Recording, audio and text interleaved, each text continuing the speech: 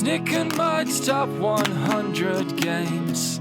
But does anyone care what they have to say? Lit. I know I don't. Cause they may dab, they might scream, they may say some things that are plain wrong. Dab on it, dab on it. But they are dumb bing bongs. My teacher's better.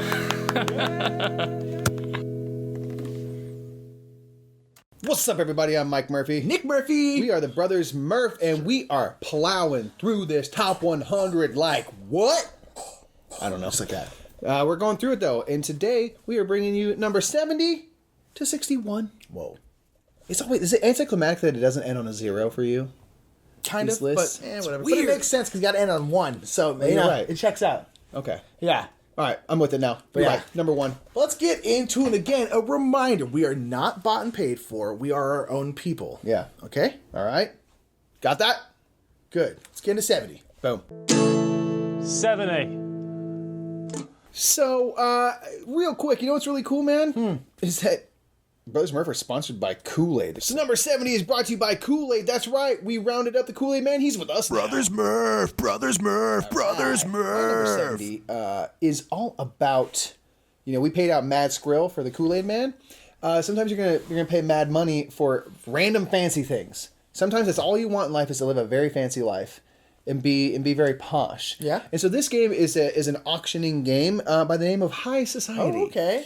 And it's a Reiner Knizia auction game. That's all it is you're going to get different cards. You're all like French folk who are just you just want to live the most you just want to live with wants and abandon. Get some parfum. Yeah, so you can get like things like perfume, or you can learn dressage and be a horse person, and all these things. And you're going to bid for all the various items. They're worth different amounts of points from 1 to 10. And there's certain cards that are kind of qualifiers. They might double your score. They might cut your score in half, and there's some bad ones. And all it is that you're just bidding. Yeah, just bidding. But it's an interesting thing because you all have the same exact cards. Yep. And they have different values from like 1,000 francs to 25,000 francs. And once you use a card, if you like win the bid and you have to pay for it, you lose that card. So there's this weird thing of which cards to use. There's no making change. There's none of that business. So which cards do you use so that you can make sure you don't use all your money? You want to use most of your money, but you also don't want to be the most poor at the end of the game because the person who has the least amount of money at the end of the game is out. Automatically They out. don't even get to score what Even if they bought. have way more points than everyone. If you have the least amount of money, you're gone. So there's this weird tightrope walk of you want to make sure you're blowing mad cash and living a fancy life, but it's also gauche to be super poor. So you don't want to be poor. So yeah, so it's just like a really simple. You're bidding, and people are going to bid until everyone but one passes. If you bid and bid and bid and then pass, you get to recollect your money, and only the person who stays in last has to pay. So you're trying to get people to overpay for things. Yeah. It's just a really interesting, fun game that, every time we play, we inevitably get into very silly French accents. We talk about the fancy life we're going to live. We're going to get 30,000 francs. Yeah, then we'll get some cologne, you get some perfume, and I'm gonna have some nice some food, and it's just it's so fun. It's just a fun, great. simple game, great filler, high society. My number 70. My number 70 is actually also in the French theme, and it's French love being fancy, and the other famous French time is cutting people's heads off in the street. Very famous time in France. Famous time in France. So much fun. In the street. My game is called Guillotine. Good call. Guillotine is also another little filler. We got filler territory here. Sure. And it's about the French Revolution. And it's this really morbid game that I love. And I love introducing this game to people because it always goes over well. But essentially, it's a game where at one end is the guillotine, and then there's just a line of nobles that are all just going in and getting the heads chopped off. And what you're doing, the people, is you're on your turn. The only thing you have to do is you're going to collect the person who's in line, who's first in line. At least part of them. And essentially, you're collecting their head. Let's be honest. You're collecting their bloody head. And that's what it is. And then the line moves up, and then the next player has to collect that. And then you have action cards, and mostly what these action cards do is manipulate the line. Yeah. So I can play this card, and I can move one person exactly 2 places forward. I can move any person I want. And because all the cards in a lot of these games, these set collection games, are worth a certain amount of points. So like Marie Antoinette's head is worth 5. There's only a couple cards worth 5, but then a piss boy, there's actually one called the piss boy. He's only worth... We didn't publish the game. Yeah, it's not he's only worth 1. because he's just a little boy, whatever. Although that's really messed up to cut a kid's head. But nonetheless, there's some people that are worth 1. There's some people that are worth 5. And so you want to make sure you're getting the one that's worth more. Mm-hmm. And you're always going to take the one that's first in line. And so you were trying to manipulate it, or like what I'll do is like I'm fine with this one, but I'm going to make some ones that are like negative points. I'm going to make that next in line. So I'm going to take this, and then now the one that Mike has to do is negative. So then he would have to then manipulate the line so someone else gets it. There's different action cards that let you to like steal cards from people, give people cards as negative cards. Yeah. It's all about the action cards. You can play as many action cards as you want, and then you ultimately have to at least take 1 card. Yeah. Sometimes it allows you to take 2, because if you get these 2 together, it's better. There's just a lot of fun little actions and stuff, but a very light line manipulation. Yeah, exactly. And it's a great game, great little filler. It's like $15. It's a wonderful, super Fun. weird, morbid theme, but it just works for some reason. Just works. And I just love it. I love Guillotine, and that is my number 70. Boom. Let's get to number 69. Woo! 69. All right, number 69. Which is brought to you by Certified Public Accountants. Now, with that said, let's keep counting down this list.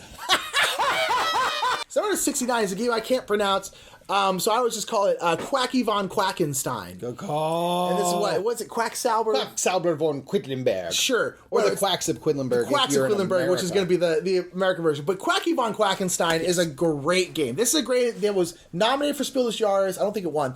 But it's a great game where it's a push your luck game. It's really ultimately what it is. And you're a quack, and there's no ducks for some reason, but you're a mad scientist, and you have a big cauldron. You're just like throwing stuff in it, Different ingredients, just making craziness. And essentially, you're pushing your luck. You're trying to put as much stuff into you can without busting, because the ingredients you have different values on them, and so They do different things for you, getting different. Yeah, and so it's a game that at first I was just like, all right, and then we started playing it, and I was having so much fun. We played it with you guys, and I love it. And it's one of those games where we literally are like waiting at this point of recording this. It's not out yet. It's coming out very soon, and I cannot wait to get it. Pins and needles. I cannot wait to give them my money, because I loved it, and I think it's going to climb the ranks. I thought it was so much fun. And a few times I played it, because we were playing the German version, and so we didn't play with like the action cards because we didn't know what they did. And but then you later played it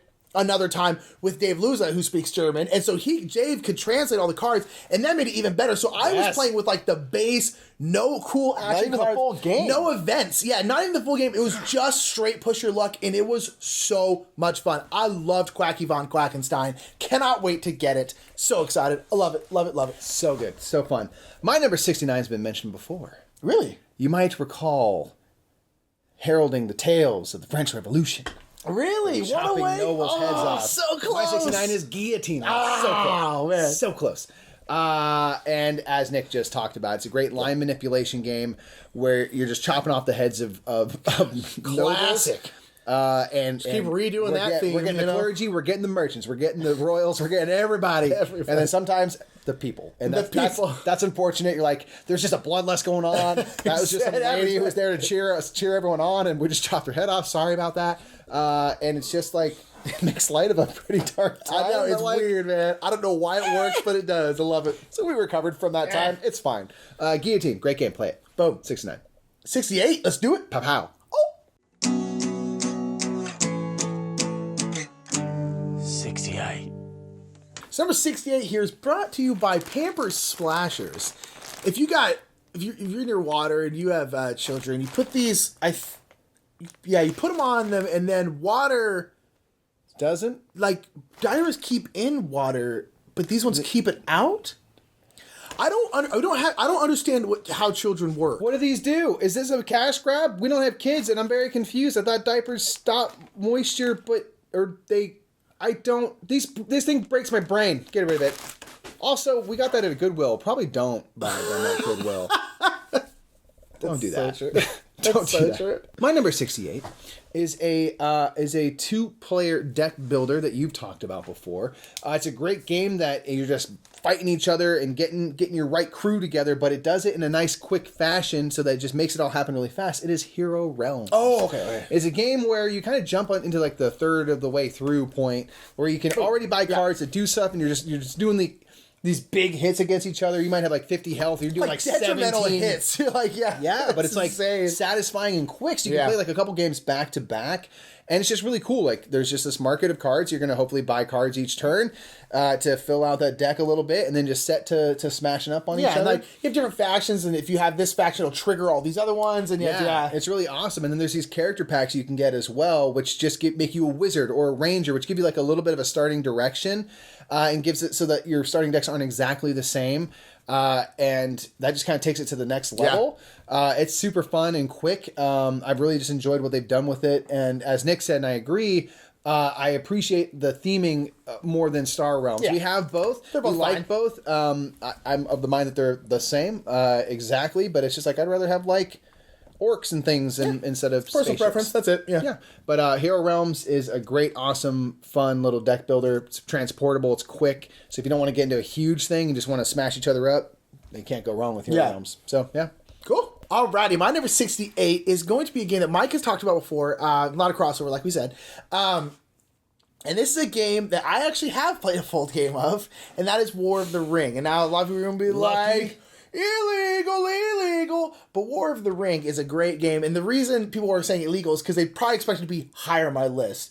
But it's just because we don't play it. Huh? I'm offended. Yeah, it's just because we don't play it really ever. And it's one of those things, and like, I know, like, we have a friend who it's like his favorite game, and so like I know wants to play it and stuff, so it's probably gonna get played more, and I'm guaranteeing it's gonna go right back up the list. But it's been a while since we've played it, but it's like, as just Lord of the Rings fanatics that we are, it's the most satisfying game for me. It's just because it's big and it's heavy and it's just Lord of the Rings in a box. Yeah. And it's like, it feels epic and grand. Yeah, and I've never played Battle of Five Armies. I've honestly never really had any interest in playing Battle of Five Armies. Just because for some reason, like, I don't know, the Lord of the Rings saga is to me way more interesting than just the Hobbit and the battle and stuff like that. So I don't know.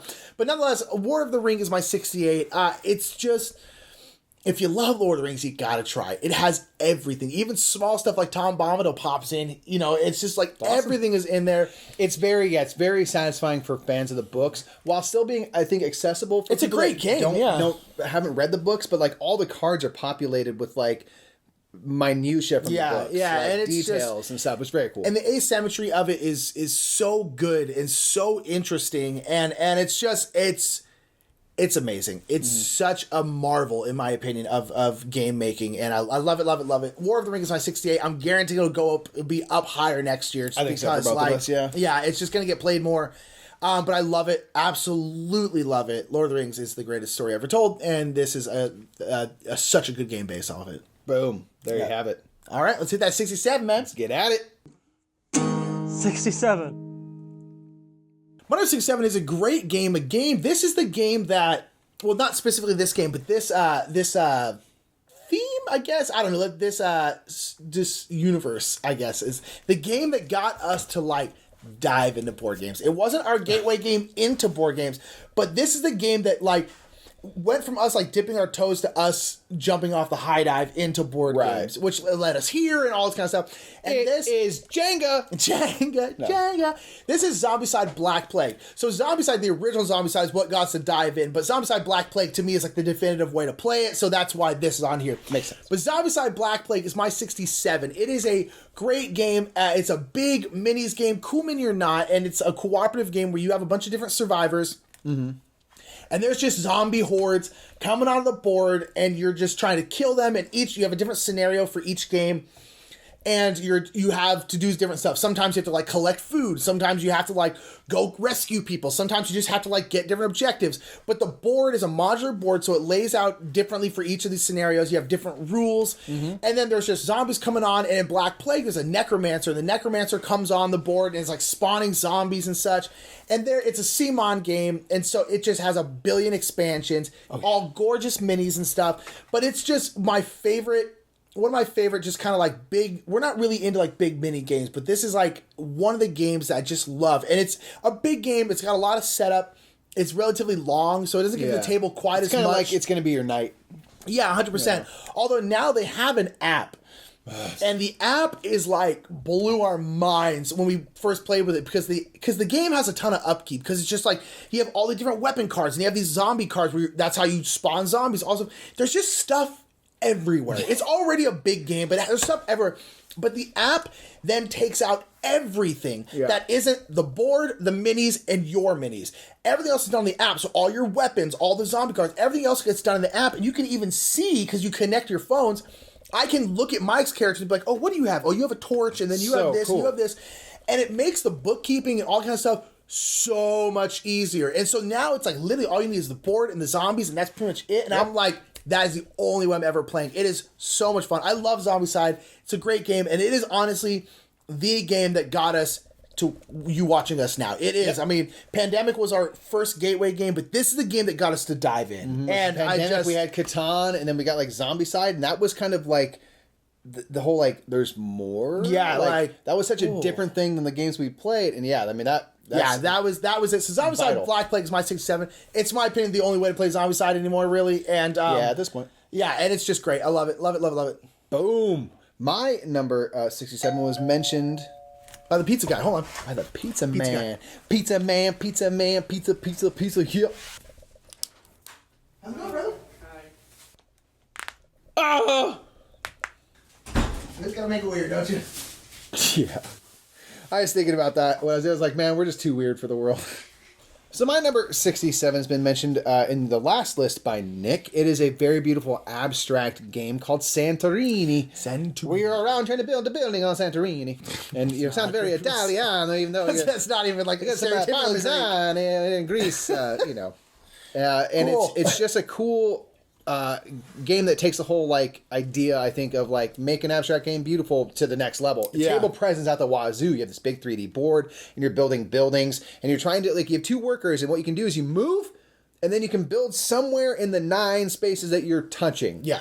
And that's all you're trying to do is you're trying to build up these buildings and then hopefully stand up on the 3rd level of a building. Yeah. But the problem is if you get like a 3rd level and I'm standing here on the 2nd, meaning my next turn I'm going to step up onto that 3rd level and win, Nick can come around, put a person right next to it, cap off that building with a dome, and then no one can stand on that anymore. So it's this kind of like you're trying to get your 2 workers in an area where you can build, but Nick can't quite get there in time or vice versa. And then you have the addition of these god powers, which might give you an extra build action. You can move further. You can, you can move as much as you want as long as you never move up. Right. Yeah, all sorts of little variations that just keep it interesting. And it's just a fun game to continually explore, and it just makes people stop and be like, "Whoa!" Yeah, it's great to be like, especially when we're playing like a public place. We were like, "What is this?" It stopped me dead in my tracks. I was like, "What is that?" And then we played it, and I was like, "This is super fun. It's really hard."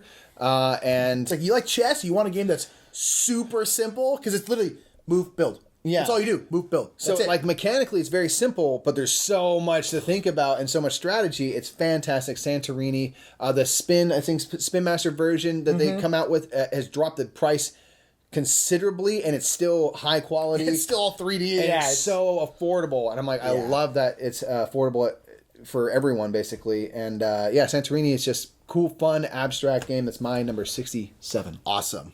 Move on to 66? Do 66 right now. Boom.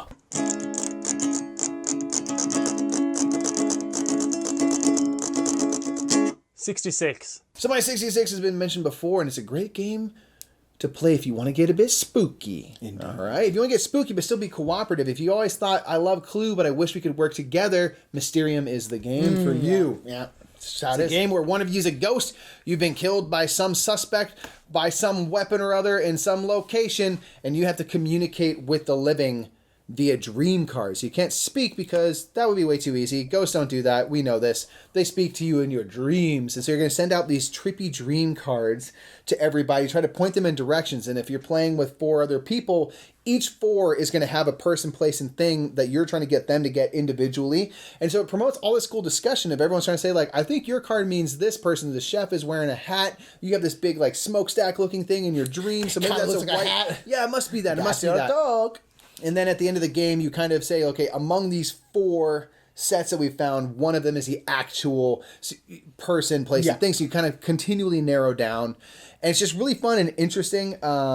Nick was saying like it's good to play kind of in the middle player count 4 and 5, I think, just because it's a lot of work for the ghosts otherwise and can slow down the game. But it is a fun experience, especially around Halloween, to get atmospheric. Yeah, get like one light and that's yeah, why not? Get creepy with it. Yeah. It's really fun. You can communicate through knocks on the table and everything. It's just just do a bunch. It's just cool, great art. Cool setup, looks really interesting. It's another one that has that great table presence. Mysterium is my 67. It's like Super Clue. Play it instead of Clue. Indeed. All right, my 66 is a great game. The only thing I love more than my 66, Mike, is my 65. Mm-hmm. My 64. There's probably a couple more in there, too. My 63. Yeah? 62? Yeah. Maybe 62 got misplaced. 61. All the way to 1. I love all of them more than this game. But you know what I love more than any of those games, Mike? What? Jackie Chan. Dude. Jackie Chan is the greatest thing that's ever happened to the world. He's America's greatest treasure. And he's not even from here. He's that amazing. And the thing I love more about Jackie Chan is Jackie Chan's life story. In this book, I Am Jackie Chan. I love this book. We've both read this book multiple times. It's actually great. There's no jokes. This is like, now that we got this prop and stuff, we love Jackie Chan so much. We've owned this book forever. This is not our first copy of this book. We've read it multiple times. Yes. I did a big report in high school all about Jackie Chan based on this book. The love runs deep. Jackie Chan's the best. My number 66 is a game called Queen Domino. Oh, yeah. Queen Domino is my 66. I like Queen Domino quite a bit. So good. It is the spiritual successor to King Domino. It's kind of like King Domino's big sister. Yeah. And so King Domino is, and both the games are a game about you're laying out these like long rectangular tiles, and the tile is always split in half, and there are different terrains on either tile. Sometimes it's both terrains, sometimes it's different. But it might be like plains and then like swamps or like lakes or forests or whatever. And like dominoes, you have to match up terrains. Like dominoes, you have to match the numbers. So hence the name Domino. So that's basically all of King Domino. It's very simple, just matching terrains, trying to score points. Queen Domino adds more to it. There are these blank spots that are red, and those you can buy buildings. And ultimately what you're trying to do is make these big areas of land. So you want as big of like a farmland as you can, and then certain tiles have crowns on them. So at the end of the game, you're going to count however many crowns in that area times the amount of squares in that area. So if your area is like 4 squares big and you have 2 crowns, that area is worth 8 points. You count up all your areas, that's the end of the game. But with Queen Domino, you have these red areas and you can buy buildings. And those buildings can have a whole bunch of different stuff. They can have towers. And if you have the most towers, you get the favor of the queen. And then the queen gives you an extra crown. They can just straight up give you points. Some of them give you crowns. Sometimes there are alternate scoring where instead of you wanting one big area of like swamplands, you want as many little areas of swamplands. Yeah. So you're trying to spread them out. And it really opens up the game. And it opens up the game in a way that I think is great if you want King Domino, but more, essentially. And if you want it more for more gamers. to think about. King Domino is a great gateway game. It's a great filler game. I actually like it a little more than Queen Domino. But Queen Domino is still really, really great. And I really love it. And it's just, there's a lot going on, and I really like it. And it's just, I like it a lot. Queen Domino is wonderful, especially like King Domino. At least give Queen Domino a try, because I think you really like it a lot, because it's everything in King Domino is in Queen Domino, and there's just more. So like, more is better kind of thing. Two great tastes together taste great. Well, something like that. That's how good that game is. Right there. Exactly as good as that sentence. That's my 66. That is Queen Domino. Good call, dude. Should we do 65? I suppose. Should we see about it? Yeah, might as well. Let's go ahead. 65. 64. Number 65 is brought to you by Rod Stewart live at the Royal Albert Hall. Oh, yeah. On DVD, no less. Big Rod Stewart fans. On DVD, got the classic Rod Stewart song, which is you know my name is Rod Stewart. You know my name is Rod Stewart. His name is Rod Stewart. Rod Stewart. Your mom's probably a fan. Minus 65 is a game that Mike talked about on a list or two ago. I don't know. But it is a game called Kanagawa. Oh, yeah. Kanagawa is a great game by Yellow and Bruno Catala that, again, I feel like is overlooked a lot. Yeah. But it's a game where you are in Japan and you are a painter and you are painting a giant landscape, essentially. And there are different kinds of landscape. There's like woods landscapes and like mountains and like seascapes and all this kind of stuff. And you have to get the different skills to learn how to paint those different landscapes. So you're like, oh, now I can learn how to paint seascapes. But it's all just kind of selecting different things to paint certain ones. But the way you get the cards, the way you get the paintings is very, very interesting. It's done in a column system where however many players there are, you'll put out these different cards, and it's ultimately a set collection game as well, because you're trying to collect different sets. There's ones with like buildings on them or animals, and there's ones you want to collect more buildings than other people and such. So there's cards that get laid out, and then start with the first player. You either can take a column of cards or pass. So let's just assume everyone passes, then another card comes in the column. So now there's 2 cards, and again, you have to take a column or pass. And so the longer you wait, the more cards you're going to get. But if in the very, very first one, there's a card you really need, oh, do I stop and just get it now or and get less cards? And there's a big, it's really, really difficult to navigate all of that. And it's super fun though. If you pass, like someone else might grab that. Exactly. And then sometimes you want more cards, sometimes you want less. You need to maybe I need this card because I need to learn how to make seascapes or whatever. It's a great game. Mike talked about it as well, but it's a game that's overlooked, beautiful. And I really like Kanagawa. I just played it again at Game Night the other day, introduced it to some people, and they really liked it. It's just wonderful. Fantastic game. My number 65 is a great 2-player only game. You're putting down different shaped tiles and trying to build a quilt. You're quilting. Oh, okay. It is Patchwork. It's a game that I've been playing a little more recently because it's been a bit of a break just because, when you have a lot of games, you just don't play everything all the time. And it just reminded me how fantastic it is. Oh, yeah. Because it's this great game where you're getting kind of random Tetris style pieces and you have a predestined polynomial grid, tiles. Yeah, that you're trying to put your pieces on and hopefully cover up as much of that grid as you as humanly possible. You gotta do it. But you have to pay for all those pieces and you get buttons, which is cool and thematic, buttons are on a quilt. And so you kind of build this button economy because some of the tiles have buttons on them, and there's several times when you're going through the board where you're going to pass a button space, which gets you essentially more money to buy more stuff. And so the tiles themselves have a really interesting payment system where you're going to pay a certain amount of buttons, but you also have to pay a certain amount of time to basically weave it. And certain ones might be cheap in buttons, but you have to move forward in time, and every time is a space forward on the board, and when you get to the center, you're done. So it's do I want to get something that's going to move me forward 6 spaces? And there's also this cool thing that if you're behind on the board, you're further away from the center, it's your turn.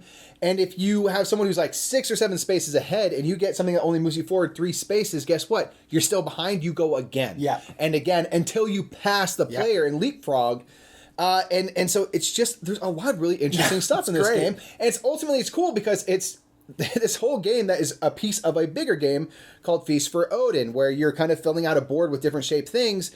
And that kind of mechanic of putting together the puzzle is so interesting that people were this should just be a thing. Yeah. And so they're all right, instead of Vikings, it's quilts. It's such a synonymous with each other. And then cottage gardens, then Indian summers, and then it's on and on and on. People like the puzzle thing, yeah, it's right? fun. Everyone loves Tetris. And so Uwe's taking that straight to the bank, and why not, Print that money. But Patchwork is... I love it. It's just 2-player. It's you can kind of wind down with it, but it is a thinker and stuff. It's just chill. I play with my lady, and we just enjoy it, and it's just a great experience. I love that game. It's great. Patchwork is wonderful. Building quilts, who knew? All right, 65. Move on to 64. Let's do it. Oh, 64. All right, so my number 64 is all about cruising on a beach, aka you're stuck on an island and trying to build the best island I guess you can. But what happens, Nick, if you don't have a table to play on? You gotta play in your hands, man. Oh, man. And so we're gonna bring the beach right to your fingertippies in Palm Island, my number 64. You know what I'm talking about? That beach life? That beach life, You just want to experience that beach life all the time. But it's when you're on the beach, you kind of need somewhere to go, get your stuff. Yeah, I guess you're right. You gotta get your stuff. Could you maybe go to Goofy Foot? I think you can go to Goofy Foot. Goofy Foot, Maui, Hawaii, Goofy Foot? Yeah, dude. You know what? Because you got to learn how to surf before the surf learns you. Yeah, And you can do that right there at Goofy Foot, and it's just a short jaunt over a big piece of ocean to Maui. Yeah. We go all the time with all that money we have living in Los Angeles. So Palm Island is a really cool, gimmicky game, but it's actually really fun and simple. And the whole gimmick is that you can play it in your hand. It's just cards. You can hold those cards in certain ways in your hand.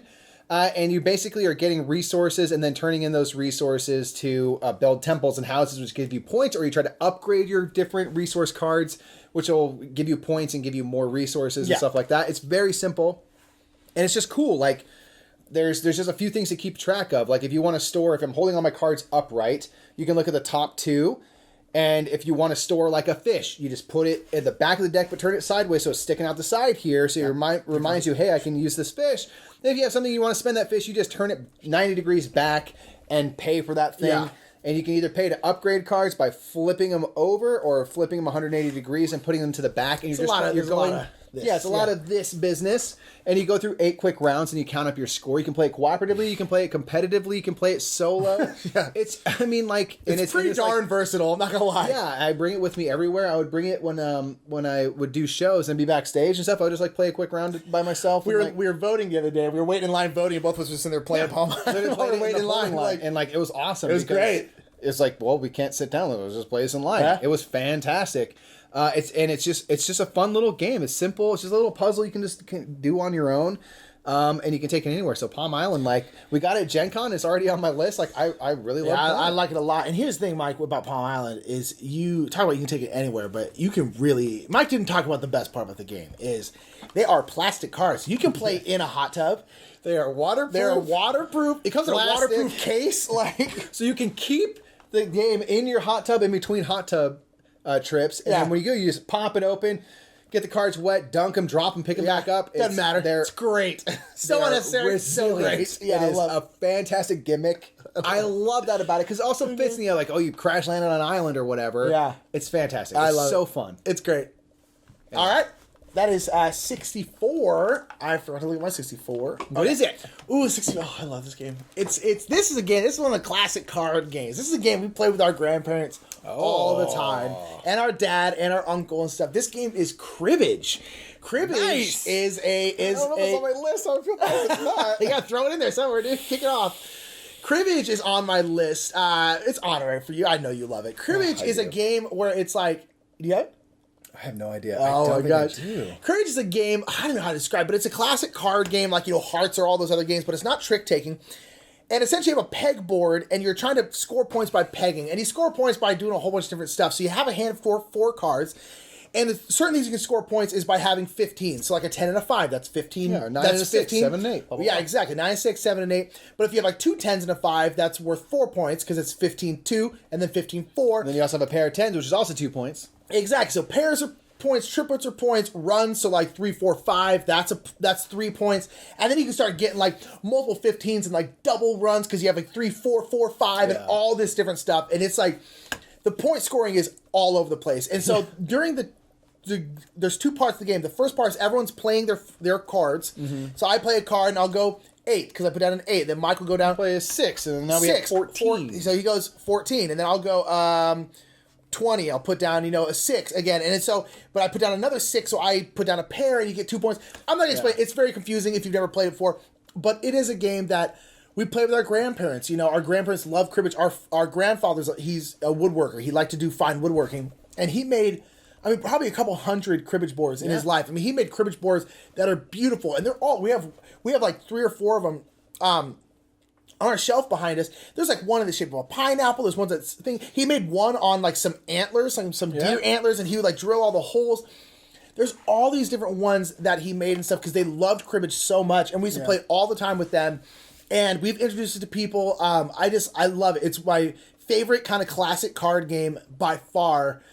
And I love it. I love it all the time. It's just, cribbage is amazing. It's a classic thing that like has so much nostalgia and family. So much history with ties, and a lot of people have that experience with the older members of their family, and it's just like a really cool thing. And like, I cannot wait to teach like my kids someday cribbage, like I can't wait to like it's really do cool that. Because like that's a huge part of why I can count and add at all. Yeah. It's that game taught me very quickly 6 + 8 is 14. Yeah, and so yeah. I'm like, it's also really good for school-age kids to learn quick addition and memory and things like that. So, yeah, it's just, I mean, yeah. It's great. I love cribbage, and it's on Mike's list also at number 64. Let's go ahead and say it. Yeah, exactly. It's amazing. It's amazing. Yeah. Yep, that's 64. Bam. 63? Now that I'm ready to cry, let's do it. I know. 63. I gotta say, dude, your hair is on point right now. I know, right? Yeah. You know, I mean, I've been on this big search for the perfect bun, you know, on the planet. And, you know, I was at a boutique the other day, and I picked up pinup girl hairstyling kit, and I tell you, it made me have the perfect bun. It's so useful and so easy, and they give you everything you need to make the chic bun, which is what I'm wearing right now. Okay. The super chic bun. You can make the perfect ponytail. Okay. Classic beehive. All I know is that this is changing my hair game, and I'm pretty darn pumped about it. Wow, that's incredible. I don't have words. I think you should just talk about your board game. Yeah, pinup girl, get it today. Wow. It's the best. So now, my number 63 is a wonderful, wonderful game that I adore, and a game that, like, a lot of people, I feel like, don't really like for really dumb reasons, and that is a game called Rococo. Okay. Rococo is a game where you are a garment maker, and you are making dresses and, like, coats and stuff for men and women that you are then sending to a party. And a lot of people get like, oh, I don't want to play it. I'm going to be a seamstress, which is stupid. And I feel like this game has never really caught on, in fact, despite the fact that it's a really amazing game, because a lot of people just aren't really down with the theme, which I think is silly. Yeah. But nonetheless, Rococo is a great game. So you are, again, making garments, and then you can either decide to sell those garments for money, or you can put them in the King's Hall. The board is mostly... basically rent out the dress to someone who's going to this party. Exactly. And the more places you have your dresses on the different floors of the King's Hall, the more prestige you're going to get, because that means your dresses and your waistcoats are being seen by lots and lots and lots of people. And it's great. And then on top of that, you can, like, fund different events for the show. So you can, like, fund a musician on this floor, or you can, like, fund fireworks up on the terrace, have a nice statue out front, or have a nice statue. And essentially, you're trying to get the most prestige and the most, essentially, I guess, the king's favor in this game, and you do that through a bunch of different ways. But it's a really great game where you're getting different workers, and the workers can do certain things. So there's masters, there's like journeymen, and then there's like apprentices. And, like, the apprentices can make some garments, but they can't make, the really fancy ones. Only masters can do that. Or you can make it, but then only a master can put it in a certain spot. They got the connections to the queen, to get next to the king and stuff, you know? So, and it's a really, really great game that the first time we played it, like, broke our heads, because it's pretty thinky, and we were just like, oh, I don't know what's going on. And we played it a couple more times, and it's just, it's so good. And it's out of print, and I wanted to come back into print so bad, because I want it really, really bad, but it's out of print right now. But Rococo is such a good game. Such a good game. The only thing better in the world than that game is this bun. I mean, and that's saying something. Yeah. That's the thing about it. That's right. Speaking of great buns and parties, my game is a party. If you're into barely staying alive, aka also probably you're just gonna die on a cursed island, and you are Robinson Crusoe. Oh. Robinson Crusoe. Adventures of the Cursed Island, Robinson Crusoe. It is like a true survival game. It's a game that we had made a top 10 list a while back on the Brothers Murph. You can check it on YouTube right now. Where we did top 10 underused themes we want to see more of. And one thing that I was talking about is like a game that like deals with like survival and like in the elements and stuff in a realistic way, or in a heavy way, I guess.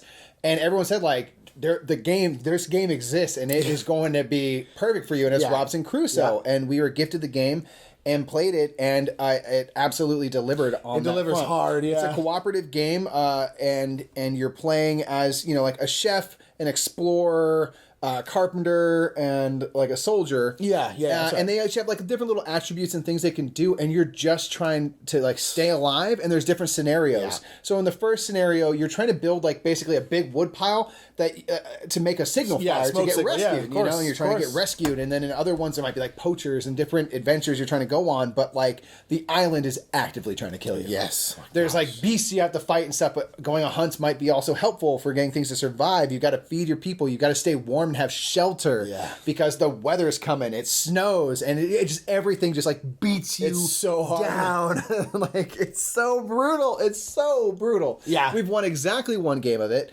Yeah, we've had our hearts broken multiple times where it's like the last turn, and if we can just get this one thing to go right, and the one card comes up here, it's like I had to take a 3 or 4 month break from the game because it destroyed me when we lost. It was the last.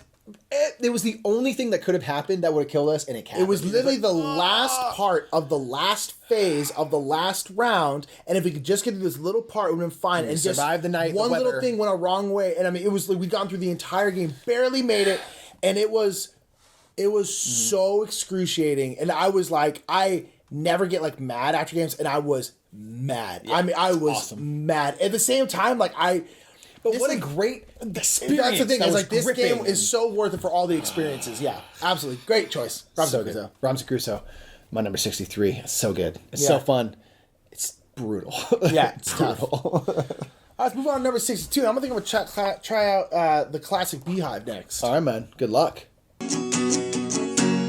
62. So my number 62 has been mentioned by Nick kind of in the abstract. He prefers this version of the game over another version. I prefer the other version over this version. My number 62 is King Domino. Yeah. King Domino, as we were talking about, is a really simple game where you're trying to match land types, at least one land type. You're trying to build a kingdom or a queendom, as I like to throw out there, in a 5x5 grid. Yeah. So you get kind of locked in, and as the game goes, things get scarce in terms of like what you're allowed to grab, and you're grabbing these tiles, and there's this cool idea of the lower value tiles, the tiles that don't offer as much, are higher up on like a priority track. So when you grab a tile from this round, you're going to place a little marker on the tile you want in the future round. And the higher up you go, it's going to be a less valuable tile, but you get to go earlier in the round, which means you have more options of tiles to pick for the future round. So it just adds like these little things to keep track of. And the thing I love about King Domino is that you can teach and play it in like 20 minutes. Yeah. With like 4 people. Yeah. No problem. Everyone's new. No it's problem. That quick. I played it with kids. They love it. Yeah. And, you know, there are things like Queen Domino if you want more of a challenge. There's the Age of Giants expansion if you want to add just like another little fun element. Yeah. But like the base game itself is fantastic. It's a fantastic filler. It should be at everyone's game night. And it's just so easy to teach and play. Anyone can play that game. Anyone can play that game. It's totally it's language independent. Yeah. Thank you. And yeah, just love King Domino. Can't speak about it enough. Queen Domino is higher on my list because I do enjoy those things that it gives you. But like you cannot, like King Domino comes to our game night every time. Queen Domino does not. No, yeah. Because King Domino like can get played all the time anywhere. And like you cannot, I can't talk enough about how important that is, especially, you know, for the hobby. Yeah. And yeah, I just love King Domino, and that's my 62. That's great. That's great. My 62 is a game. It's a cooperative game and a real-time game. Two things I really like because I love the chaos of real-time. And this game, man, it is getting hot in this kitchen. This game is like, Kitchen Rush. Yeah, Kitchen Rush is my number 62. Nice. I love Kitchen Rush. Kitchen Rush is actually also a cooperative worker placement game, of which there are not very many because it's a difficult thing to do. Yeah. But essentially, each person has 2 workers, and the workers are sand timers. Yep. Are sand timers, and they're all, I think, 30-second sand timers. Mm-hmm. So, and there's a bunch of different spots around the kitchen, and you are trying to put out orders. The order might be like spaghetti bolognese, or this, and this, and this. And each order has certain things you need. So, like a spaghetti bolognese, you're going to need pasta, you're probably going to need vegetables, you know, something else, and then spices. And so, what you're going to do is you're going to go over here, get this order, and then you have to get a certain plate, because all the orders have to be on a certain plate size. And you put it on your little board here. And each order has to be cooked a certain amount. So, like, salad doesn't have to be cooked at all, but something like a lasagna has to be cooked like salads. Yeah, exactly. But like a lasagna, it's gonna have to be cooked 3 times. So you have to spend time cooking all those things, but you have to make sure you have the ingredients. It's just all over the place. But the thing is each round, and I think there's 3 or 4 rounds in the game. 4, I believe. Yeah. 4. Each round is 4 minutes long. Yeah. 4 minutes long, and each of your timers are 30 minutes, and those are your 2 workers. Everyone has 2 workers, and there's one like generic worker that anyone can use. Yeah. But when I go to I'm gonna move this person over here to cook something, I have to flip my timer, and then I cannot move that worker again until the 30-second timer ran out. So it's like, boom, you move it, and then you're doing all this stuff, and you're just like, waiting for it to go, waiting for the last grand angle movie, like, and then it's just this crazy, like, everyone's like, no, you can't go there, I need to go there, and everyone's just like moving around, trying to do your own stuff, but trying to communicate, and then like the 4 minutes is done, and you see if you like cook the stuff you needed to cook, because if you didn't get the food out, your customers get angry. And you start getting like negative points and stuff, or if you cook something wrong, like you cook it too much, or you forgot to throw in the spices or something like that, it's going to get sent back, and that's negative points. You're not eating it. And then after that, you kind of get there, and then you all sit there and discuss, like, okay, I'm going to grab this, and we're going to do this, and kind of have a rough idea of what you're going to do, and then you go again, and everything goes out the window, and it's amazing. Yeah. And I love Kitchen Rush. It's so much fun. You've been super enamored of this game for a long time, and I was always kind of like, yeah, it seems okay. And then we finally just bought it. And now I'm like, I'm right here with you. I'm right here with you. You were always, I always seemed to, but you were super enamored with this game. Yeah. And I was like, okay. And it's amazing. And it's just one of those games that like, because you see like sand timers and all this and that. And from the outside, I can see how people be like, I mean, I hope it lives up to its gimmick. Right. You know? And so it's like, I totally understand like your trepidation. But yeah, it was just one that I was like, I have to try it. I know I have to try it, and I hope it lives up to it, and it totally does. So yeah, totally. Kitchen Rush, that's a good choice. That's a fun one. Yeah, Kitchen Rush is great. Oh, it's awesome. All right, that's 62. Let's do 61. 61. Whew. Tonight's the night. This is the night you may find the girl of your dreams. But how's she gonna find you on a crowded dance floor on a Friday night? Axe Dark Temptation. She's gonna smell you from 40 feet out. Want your dreams to come true? This is how you do it!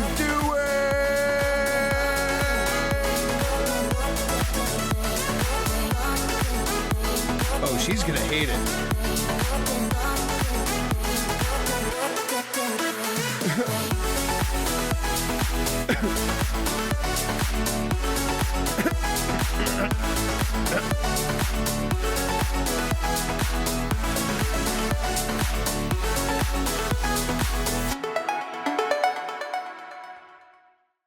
All right, number 61, the last for this list. Oh my gosh, you smell so bad. That's great. You smell like Lori. You smell horrible. My 61 is going to be a game that was on your list earlier. Shocker. And it's a great game that is just the most massive produced game in existence, and that is Mechs vs. Minions. Yes. Mechs vs. Minions is another cooperative game, a cooperative programming game, because programming games I'm very, very kind of meh on, because it's just you have plans and they get thrown out the window because people keep bumping you or doing stuff. Like, I'm not a huge fan of like something like Robo Rally. It's okay, but it's not my favorite. But I like this one because you have mechs and all these minions, hence the name, and you are programming your mechs, and they're just running through and killing all these minion stuff, and it's all episodic, so you have a bunch of different campaigns for it. It's super fun, but then it's like we're not trying to go against each other, so we're actively trying to not like run into each other unless it's like purposeful, like, hey, I'm gonna bump you this way, forward, that kind of stuff. Exactly. So it's like I like that, but then same time as you're getting hit by the minions, if they're adjacent to you, they'll hit you. And if they hit you, start getting damaged. So it might be like you're like, force a turn to the right, like halfway through your thing is totally thrown out. But it gets so crazy and fun, and it's super tough, but it's just great. And it's by Riot Games, so they have literally billions and billions of dollars, and it's I don't know, it's a great game. I like it a lot. It's super fun, great programming game, and just the most massive game ever. Stuff on stuff. Yeah, it's a great programming game though. If you like the idea of programming, but they kind of fall short because of that, give it a try, because for me, it's the kind of programming game I enjoy. Yeah, I agree, and I think that just the only reason programming falls short is I think the competitive nature of those games. Yeah. Which is like, it's cool and that's what the game is about, but I'd rather work together to make a fun puzzle and solve it and stomp out a bunch of stuff together. So I'm with you on that, man. Yeah. My number 61 is a 2-player asymmetric game by the name of Raptor. Oh. Okay, and it's all about dinosaurs. I think this would be higher on your list. Yeah, I mean, maybe double check. Did I read it right? I think so. Yeah, it's right there. Right, 61. cool. Hey, man. Almost made it halfway.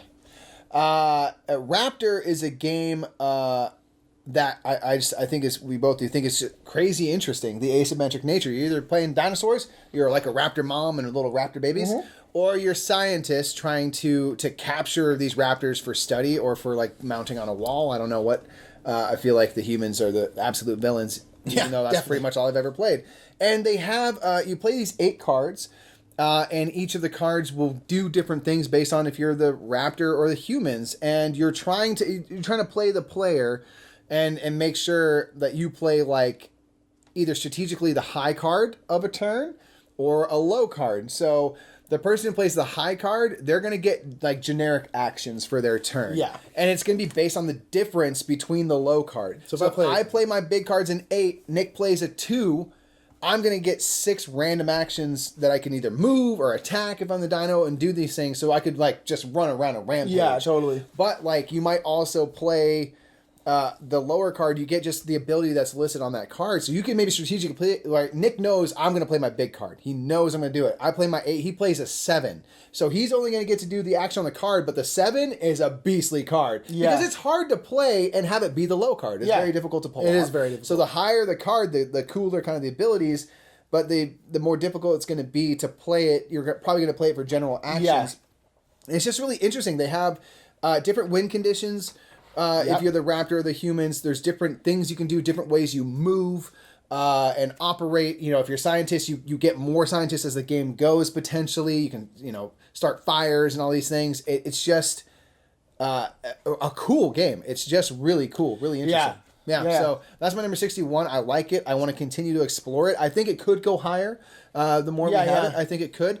And it's, right now, for now, it's firmly in the middle. That's totally fine. And I feel like I haven't even explored everything that this game has. We each only played one side. Yeah. We played the game a bunch of times. He's always played the scientist. Each time I'm like, because I want to keep exploring this. We've never switched, which I think is interesting. And so it's like this game is that great, and we've only ever played one side. Yep. So I dig it, and yeah, that's what's so cool. I'm like, we've only effectively played half the game. Yeah. And we've gotten a lot of mileage out of just that. And then eventually we'll switch and it'll be like playing all new stuff again. So, yeah, that's my 61 is Raptor. All right. Cool. 61. All right. Well, that is 61. That is going to be the end of this here list. Wow. Wowzers. Wow, cool. Okay, so then the next one is going to be 60 through 50, and that is going to be the top half. Oh my gosh. All right, we are cruising along. Thank you so much for joining us again. Make sure to check us out over on YouTube, where we do top 10s and all sorts of silly stuff all the time. Here, just at the Brothers Murph, search us, you'll find us. It's pretty easy, yeah. We also live stream on Twitch. Again, you can find us by searching the Brothers Murph. And we live stream games a couple times a week. We do Kickstarter roundups every other week, and we have a lot of fun. So give some suggestions in the comments of games you'd want to see us live stream, and we can play it for you. If anything on this list is something you want to see, let us know in the comments below. Cool. Let's get out of here. That's right. Cheers, folks. We'll see you in the next 10. Peace. Bye. Morons. This whole is the ravings of 2 idiots. I added the song 'cause I'm an idiot. Those John Deere tractors are just hideous.